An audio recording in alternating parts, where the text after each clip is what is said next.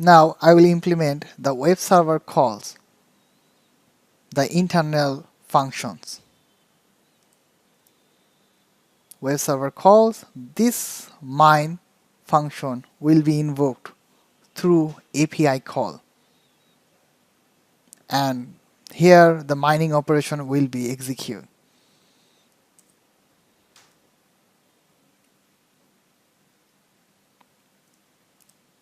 This get full chain internal function is responsible to get the whole chain of the blockchain.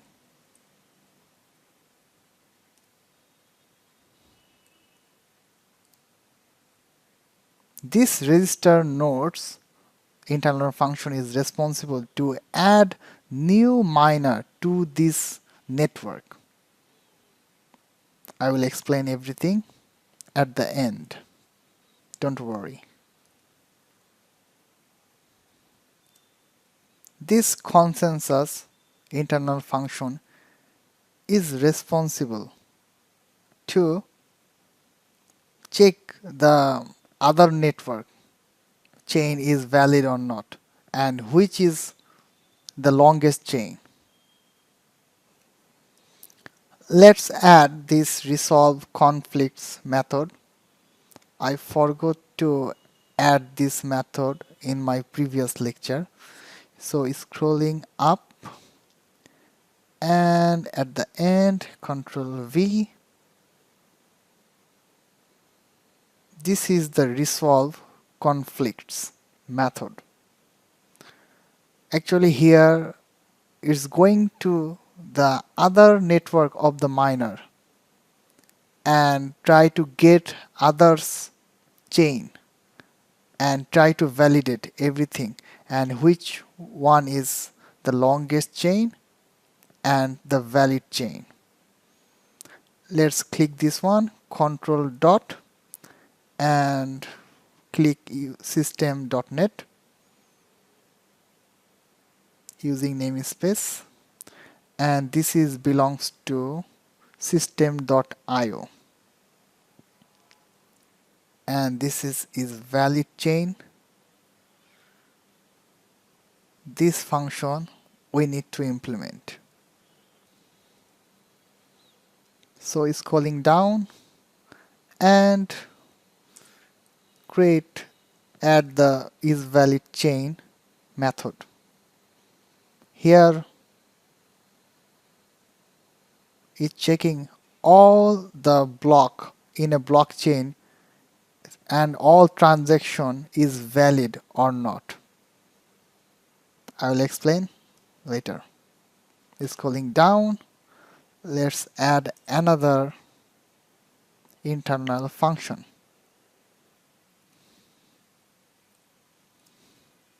This is create transaction function. Here transaction will be added and later the transaction will be mined. This function is responsible to validate the signature and checking the user has sufficient balance or not, then it will add in a transaction. Let's add another method. Scrolling down and add couple of internal function, which is get transaction. It will expose all the transaction and this function to return the entire blockchain, and this will return the all network connected to the blockchain, and this function will responsible to show the miner's public and private key. Save all. Let's right click in blockchain and click add and create a new folder, API, hit enter, right click API, add controller, select API controller empty, click add, and here blockchain controller, click add. This will add a default API controller code. It will take time to generate. This is the blockchain API. Delete this one. Let's add our first API. This is static, and this control dot belongs to blockchain.models folder.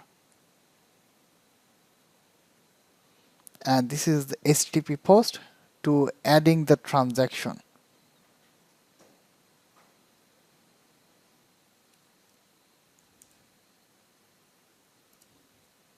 This API will be responsible to show the all transaction, and this API will be responsible to show all blockchain. Scrolling down, let's add another one.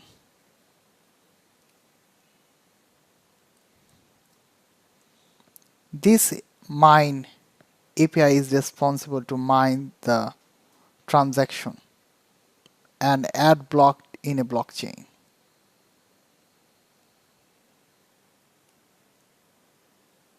Scrolling down, add another one. This register nodes API is responsible to add new miner to this network.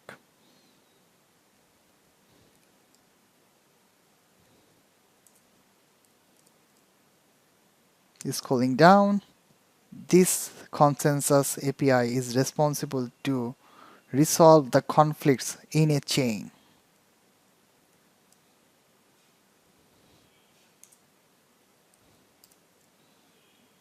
This API is responsible to show the all network connected miners address.